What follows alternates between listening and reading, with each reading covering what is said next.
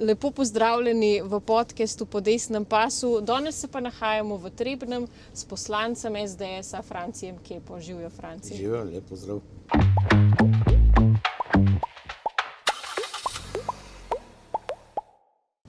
Sem vesela, da smo danes prišli sem k tebi v Trebnje kljub tem vremenu. Ne? Veliko se vas je nabralo tamle pred kombijem.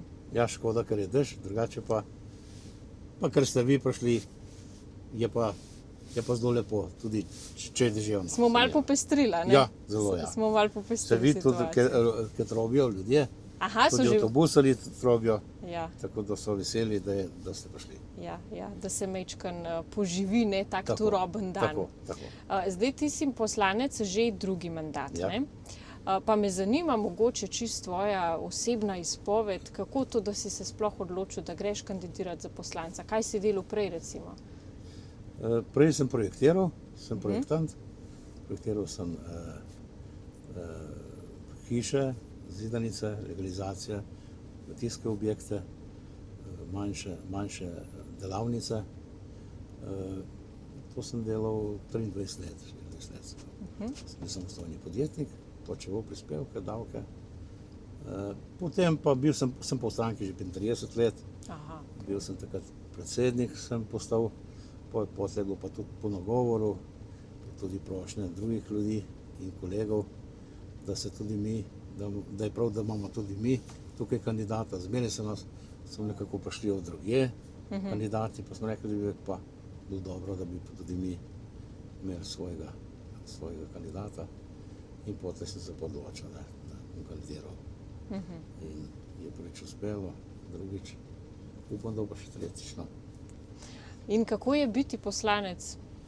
Ti je všeč ali so kakšne slabosti? Ja, sigurno so tudi slabosti, sicer zdaj imamo boljška ni Kordeža, ampak če Kordeža poslušaš tam na enem odboru, ki ponavlja ene in ista zadeva na obrambi, po petkrat eno in isto, si malo razmišljaš, ali je prav, da si tam ali da nisi.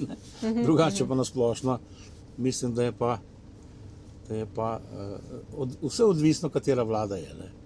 Se mi zdi, ko je bila naša vlada, ko je Janša bil na oblasti, da je bila vlada produktivna in da se je veliko naredilo za Slovenijo.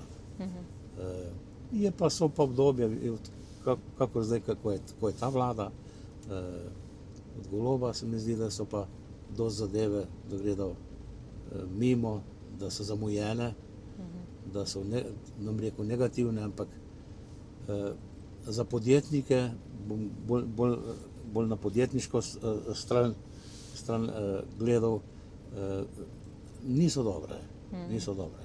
Zamujene, preveč se jih izkorišča, preveč z davki se jih preveč priseljuje, da še bolj delajo, vendar obstaja neka meja, dokjer tudi podjetnik ne mora biti izkoriščen in mora živeti normalno življenje, davki morajo biti normalni, morajo biti pregledni, predvidljivi. Predvidljivi.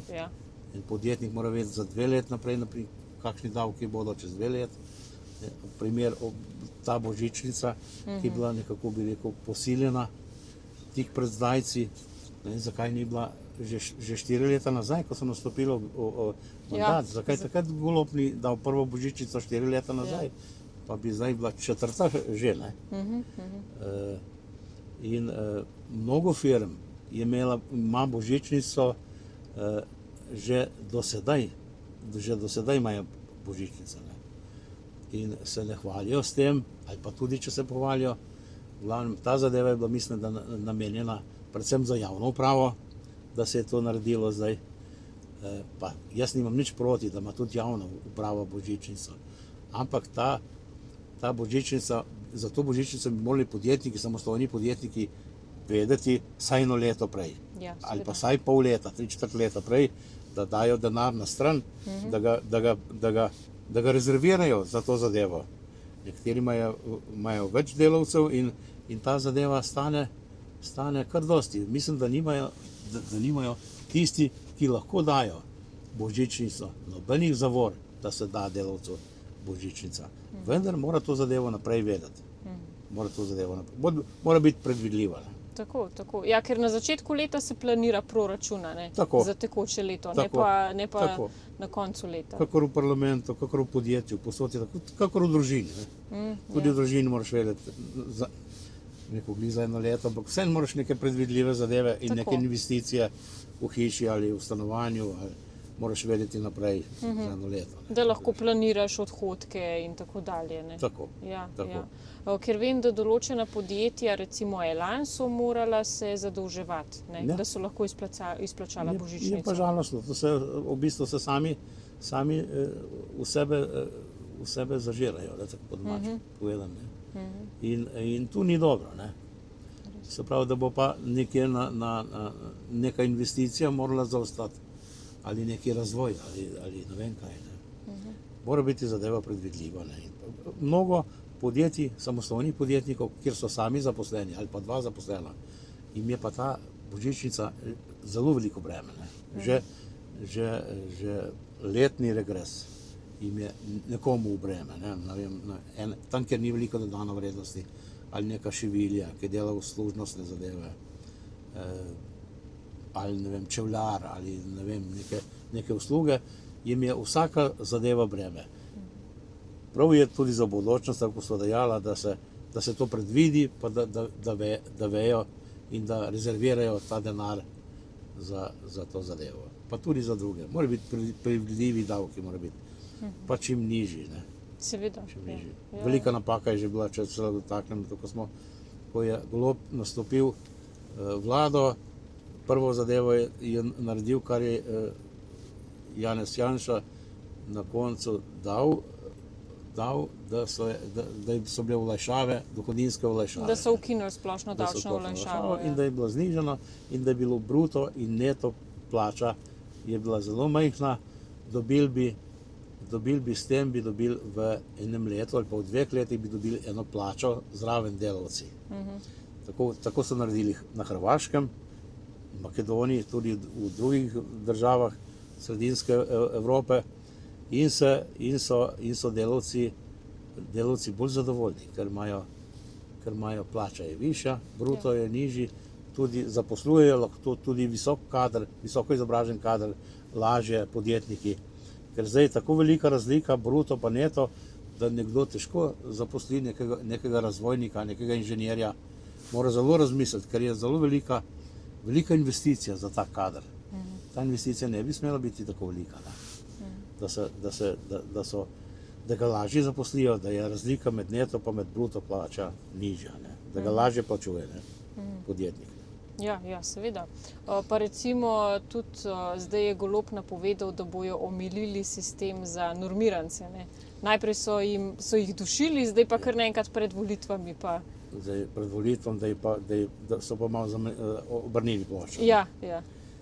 Pa pozna se, da jih je kar veliko teh normirancev, kako je bilo zadnjič izjava, da je teh 4-5%, nekaj procentov, in to se pa že pozna. Zdaj pred volitvami je pa vse zanimivo, zelo zanimivo postaje. Seveda, ja.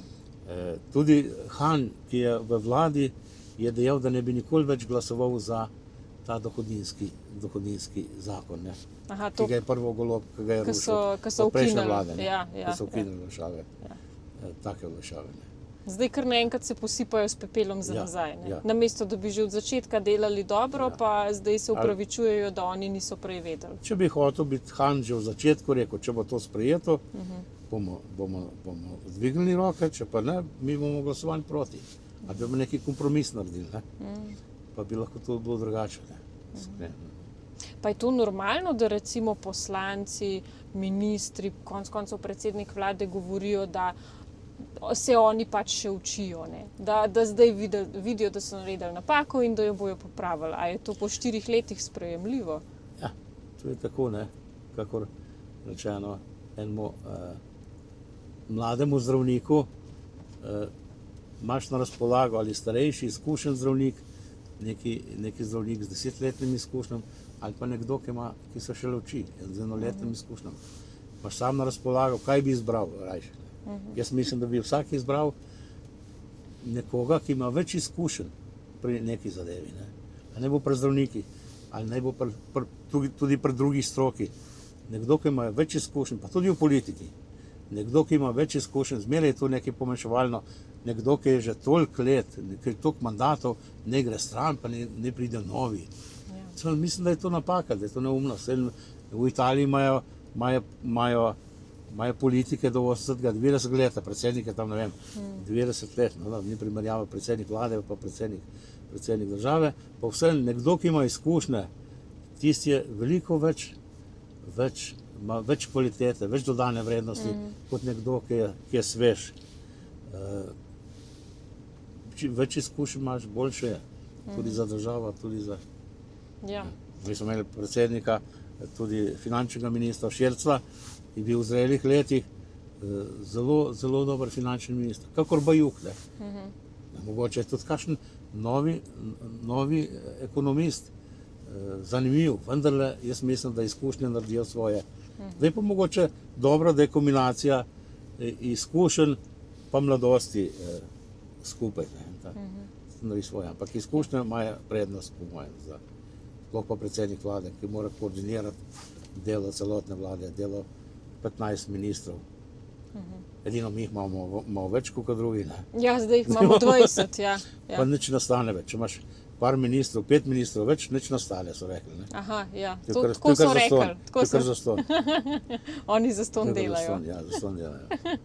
Pa taki še posebej je žalostno, da so v vladi taki ministri, ki niso imeli enega delovnega dneva, ne meseca, ne leta. Res je. Recimo Luka Mesec, ne? Luka Mesec, Miljevac, ne vem, imel tisto društvo 8. mars, če se to šteje po delo. Ja, pa društvo Legebitra, ne? On je bil predsednik Legebitre.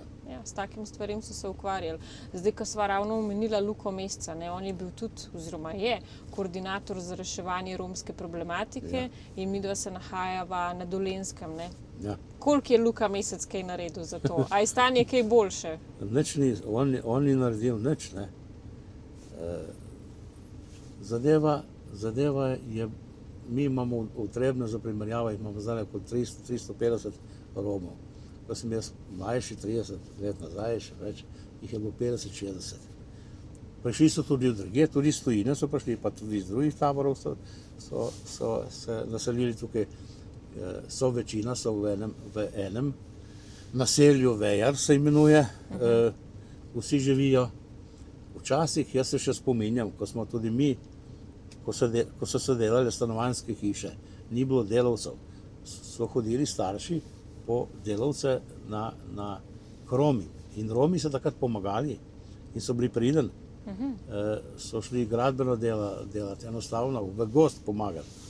In tam takrat je vodil en Matija, je bil en šef, ko bi se reklo, neki poglavar vseh Romov, in z njim si šel zmeniti, koliko delavcev rabiš, koliko je plačilo, vse se z njim zmenil, in potem si tudi njemu plačal in je zadeva delovala. Takrat so delali Romi, sedaj jim pa ni treba delati.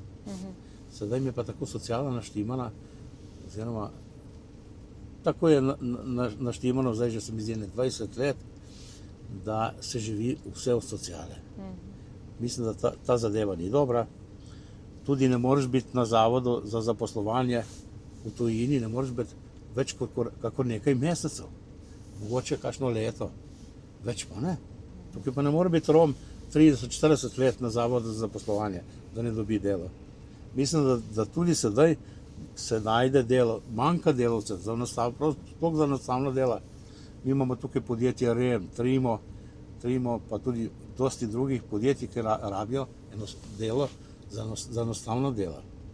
In pride iz Bangladeša ljudje, pa iz Indije, pa ne vem, iz kje vse hodijo. Romi so pa doma nezaposleni.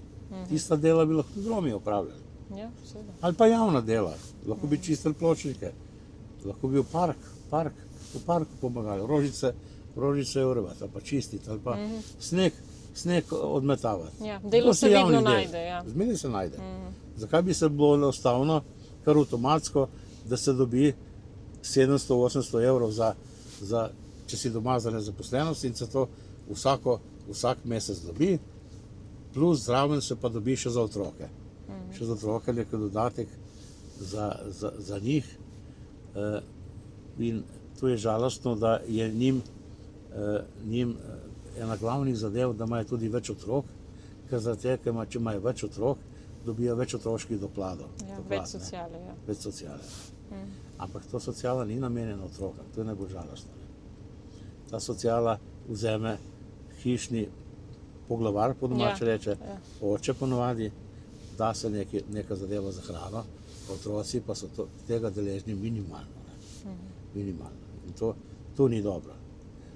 Te zadeve, tudi tiste, ki so jih župani 11 občin, takrat, ko smo podpisali za te spremembe, teh 11 občin, župani so dali predloge, kaj bi bilo treba izboljšati, da bi šla zadeva naprej, da bi se premaknilo. Pa tudi mnogo Romov dela prekrške, tatvine, tukaj mi jambrajo delovodja oziroma šefi trgovin, teh kraj je zelo veliko, sploh jih ne prijavljajo več kraje. Zakaj? Ker nima smisla, ali kako? Nima smisla, ker oprostijo, nimajo in kaj vzeti, ne? Seveda, ker sociale ne smeš, ne? Sociale ne smeš. Zdaj mogoče bo malo spremembe, pa tudi to, da se jim zdaj vzema kakšen avto se jim vzeme zaradi par prekrškov. To mislim, da je tudi dobra zadeva. Vsaka zadeva mislim, da je dobra, ki gre na boljše. Da se, jaz tako mislim, da ljudje so tudi siti nekoga, par 100 ljudi, da tukaj zelo dobro živi brez dela.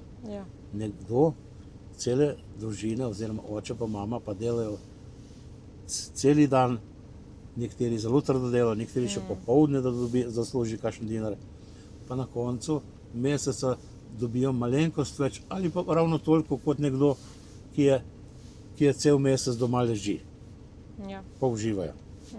Ni pošteno, to ni pošteno. Ni pošteno in to bi morala biti neka kontrola, neka zadeva in morali biti Romi in delati, tako kot drugi.